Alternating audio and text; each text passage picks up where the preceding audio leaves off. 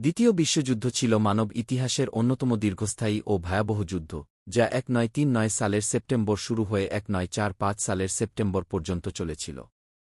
এই যুদ্ধের সূত্রপাত হয় জার্মানির নাৎসি নেতা অ্যাডলফ হিটলার পোল্যান্ড আক্রমণের মাধ্যমে। এরপর ব্রিটেন ও ফ্রান্স জার্মানির বিরুদ্ধে যুদ্ধ ঘোষণা করে এবং ধীরে ধীরে পৃথিবীর প্রায় সব প্রধান দেশ এই যুদ্ধে জড়িয়ে পড়ে। দুইটি বড় জোট, অক্ষশক্তি জার্মানি, ইতালি ও জাপান, এবং মিত্রশক্তি যুক্তরাজ্য, সোভিয়েত ইউনিয়ন, যুক্তরাষ্ট্র ও চীন এই যুদ্ধে মুখোমুখি হয়। যুদ্ধের সময় ব্যাপক ধ্বংসযজ্ঞ, গণহত্যা এবং নিরীহ মানুষের উপর নিষ্ঠুরতা চালানো হয়, যার মধ্যে সবচেয়ে ভয়াবহ ছিল নাৎসিদের দ্বারা পরিচালিত হলোকাস্ট, যেখানে প্রায় 6 লক্ষ ইহুদি হত্যা করা হয়।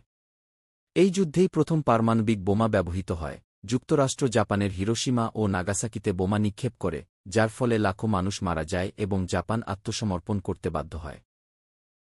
দ্বিতীয় বিশ্বযুদ্ধের পর বিশ্ব রাজনীতিতে বড় পরিবর্তন আসে, গঠিত হয় জাতিসংঘ, শুরু হয় স্নায়ুযুদ্ধ এবং পৃথিবীর অনেক দেশের রাজনৈতিক ও অর্থনৈতিক কাঠামো পরিবর্তিত হয়।